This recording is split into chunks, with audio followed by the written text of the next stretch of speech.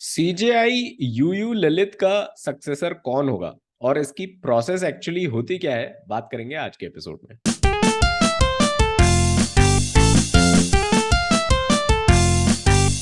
Democracy के चार pillars बताए जाते हैं: legislature, executive, judiciary and the press या मीडिया। लेजिस्लेचर का मतलब होता है parliament, legislative assemblies, legislative councils. Executive का मतलब होता है ministers, prime minister, chief ministers जितने भी होते हैं, प्रेसिडेंट, गवर्नर्स। शायद आपको ब्रॉडली पता भी हो कि ये सब बॉडीज कैसे फॉर्म होती हैं। ऑब्वियसली इलेक्शंस होते हैं, नॉमिनेशंस होते हैं, और जहां अप्लाई होता है आप और हम उसका पार्ट भी होते हैं, अपने वोट देते हैं। हमने एक वीडियो पहले किया भी था कि प्रेसिडेंट के इलेक्शन के बारे में, जो हमने बात की थी, उसकी लिंक भी रहेगी डिस्क्रिप्शन में अगर आप देखना चाहें कि प्रेसिडेंट ऑफ इंडिया कैसे इलेक्ट होता है। अब बात आती है जुडिशरी की। तो इसका फॉर्मेशन कैसे होता है? जुडिशरी का काम लॉस को इंटरप्रेट करने का है, डिस्प्यूट्स सेटल करने का है, और ये इंश्योर भी करना होता है कि सबको जस्टिस मिले। तो काफी इंपॉर्टेंट काम है, और इसलिए ये समझना भी काफी इंपॉर्टेंट है कि आखिर जुडिशरी फॉर्म होती कैसे है। इसके जो हेड होते हैं उनका क्या इलेक्शन होता है या उनका नॉमिनेशन होता है, आखिर होता क्या है, कोलिजियम क्या चीज है, और चीफ जस्टिस ऑफ इंडिया कैसे और कौन बन सकता है, ये सब डिटेल्स अभिषेक देंगे। अभिषेक, ओवर टू यू। आज हम बात करेंगे कि सुप्रीम कोर्ट में जज का अपॉइंटमेंट कैसा होता है। सुप्रीम कोर्ट का अगर जज बनना है तो किस तरह क्या प्रोसेस फॉलो की जाती है, और चीफ जस्टिस ऑफ इंडिया उसका अपॉइंटमेंट कैसे होता है और उनका टेन्योर क्या रहता है। अभी 2 महीने पहले ही न्यूज थी कि नए चीफ जस्टिस यूयू ललित आए हैं, और वापस से भी 3 महीने का समय हुआ है, वापस दूसरे चीफ जस्टिस आने वाले, उनका कार्यकाल खत्म हो गया है। तो क्या फिक्स टेन्योर रहता है कि किस तरह से डिसाइड किया जाता है, वो आज हम बात करेंगे। सबसे पहले बात करते हैं हम चीफ जस्टिस ऑफ इंडिया कैसे अपॉइंट होते हैं। जो chief justice of India appoint होते हैं वो इस तरह से होते हैं कि जो भी ऑनगोइंग जो चीफ जस्टिस है, जो अभी की सीजीआई है, वो रिकमेंड करते हैं गवर्नमेंट को कि मेरे बाद इसको चीफ जस्टिस बनाया जाए। जनरली जो एक जो प्रोसेस फॉलो की जाती है उसमें जो उनके बाद के जो सबसे सीनियर मोस्ट जो जज रहते हैं सुप्रीम कोर्ट के, वो अगले चीफ जस्टिस बनते हैं। जैसे अभी यूयू ललित अभी रिटायर हो रहे हैं नेक्स्ट मंथ। उसके बाद जस्टिस जो डीवाई चंद्रचूड़ है, वो सीनियर मोस्ट है। तो अब यही संभावना है कि उनका नाम आगे आएगा, वो अगले चीफ जस्टिस ऑफ इंडिया बनेंगे। इसके लिए जो एमओपी बनी हुई है, मेमोरेंडम ऑफ प्रोसीजर्स जो बना हुआ है, जो पूरा एक एक पूरी प्रोसेस डिफाइन करता है किस तरह से चीफ जस्टिस ऑफ इंडिया का अपॉइंटमेंट हो। सबसे पहले लॉ मिनिस्ट्री जो रहती है, जो कि एक नोडल डिपार्टमेंट है सुप्रीम कोर्ट के लिए, वो चीफ जस्टिस ऑफ इंडिया से पूछती है कि आप अपने एक सक्सेसर का नाम दीजिए जो आपके बाद सुप्रीम कोर्ट का चीफ जस्टिस बने। जो चीफ जस्टिस रहते हैं वो अपने जो सीनियर मोस्ट, जो उनके बाद जो दूसरे सीनियर मोस्ट जो जज रहते हैं, उनका नाम लॉ मिनिस्ट्री को देते हैं। लॉ मिनिस्ट्री उसके बाद ये नाम प्राइम मिनिस्टर ऑफिस में भेजती है, और प्राइम मिनिस्टर उस नाम को प्रेसिडेंट को रिकमेंड करते हैं, अपनी एडवाइस देते हैं कि इनको चीफ जस्टिस बनाया जाए अगला। और president chief justice of India को अपॉइंट करते हैं। जो संविधान है उसमें ये लिखा गया है कि प्रेसिडेंट द्वारा chief justice justice of India को अपॉइंट किया जाएगा, बट उसके पहले ये पूरी प्रोसेस फॉलो होती है। अब कोई भी जो सुप्रीम कोर्ट का जज है, उसकी रिटायरमेंट की एक एज होती है 65। यानी कोई भी अगर चीफ जस्टिस ऑफ इंडिया की पोस्ट पे वो 65 का हो रहा है तो वो रिटायर हो जाएगा। उसके बाद आगे अपने जो जो दूसरा उनके बाद दूसरा सीनियर मोस्ट है, वो सुप्रीम कोर्ट का जज बनेगा। अब सुप्रीम कोर्ट के जज कैसे बनते हैं, क्योंकि आप अगर सुप्रीम कोर्ट के जज है तभी आप चीफ जस्टिस ऑफ इंडिया बन पाएंगे। तो उसके लिए कॉलेजियम एक सिस्टम फॉलो किया जाता है। यानी चीफ जस्टिस ऑफ इंडिया उनके साथ जो उनके बाद जो 4 सीनियर मोस्ट जज है, ये 5 लोगों का मिलकर कॉलेजियम बनता है।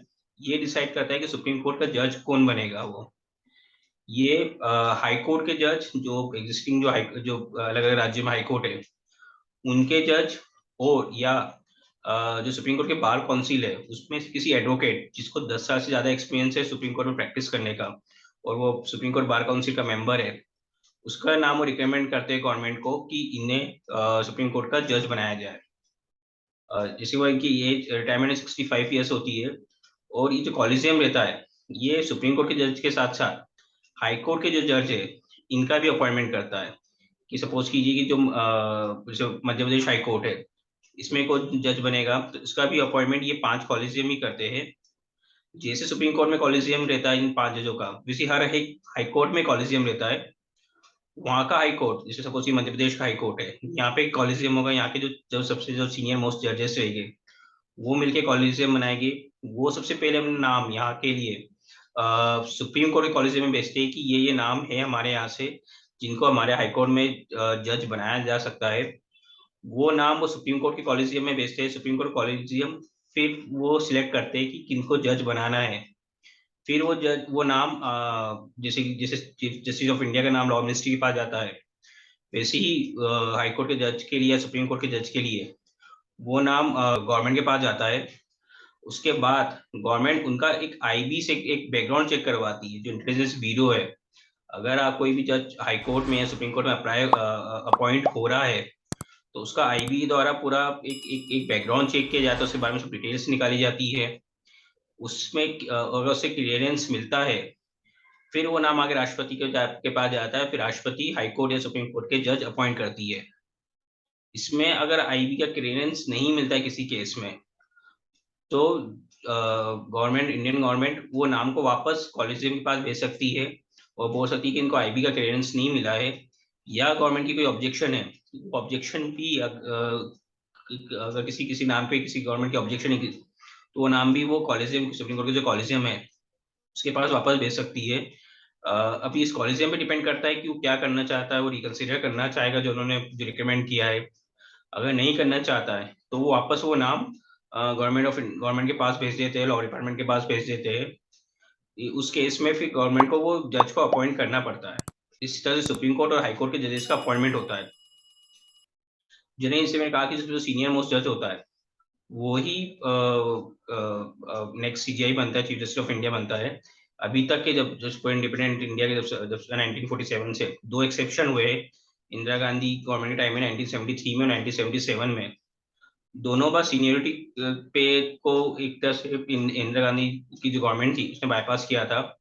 1973 में जो 3 सीनियर जजेस को के बाद के जो चौथे सीनियर मोस्ट जज थे उनको सीजीआई अपॉइंट किया गया था, और 1977 में भी यही हुआ था कि जो 2 सीनियर जज थे उनके बाद जो थर्ड सीनियर जो जज थे उनको सीजीआई अपॉइंट किया गया था। ये 2 एक्सेप्शन केस मिलते हैं, उसके अलावा जो भी सेकेंड जो सीनियर मोस्ट जज होता है वही सीजीआई बनता है, चीफ जस्टिस ऑफ इंडिया बनता है। अब इसमें जो ये पूरा सिस्टम है कॉलेजियम का, इसकी काफी एक आलोचना भी की जाती है कि ट्रांसपेरेंट सिस्टम नहीं है कि किस तरह से सिलेक्शन प्रोसेस होती है, क्या क्राइटेरिया होता है, वो किसी एक पब्लिक डोमेन में नहीं है। जो कॉलेजियम है, जो 5 जजेस का कॉलेजियम है, वो किस तरह से जजेस का सिलेक्ट करता है कि इसको हाई कोर्ट का जज बनाना चाहिए या इनको सुप्रीम कोर्ट में लाना चाहिए। तो एक पूरी फेयर एक ट्रांसपेरेंट प्रोसेस नहीं है। इसकी काफी आलोचना की जाती है।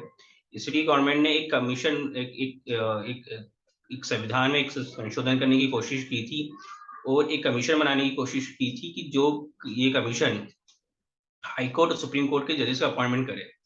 बट इसको भी इम्प्लीमेंट नहीं किया क्योंकि इसका भी क्रिटिसिज्म ये किया गया था, जो कमीशन था अगर फॉर्म होता तो उसमें कहीं ना कहीं गवर्नमेंट का इन्वॉल्वमेंट होता।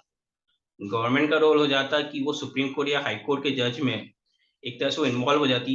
अगर गवर्नमेंट इन्वॉल्व हो रही है सुप्रीम कोर्ट हो या हाई कोर्ट के किसी जज के अपॉइंटमेंट में तो एक कॉन्फ्लिक्ट ऑफ इंटरेस्ट हो सकता है। अगर कोई भी जज गवर्नमेंट द्वारा अपॉइंट किया गया है और उसी सरकार के खिलाफ उसकी कोर्ट में केस आता है तो हो सकता है कि वो एक फेयर जजमेंट ना दे उस केस में या किसी को फेवर कर सके।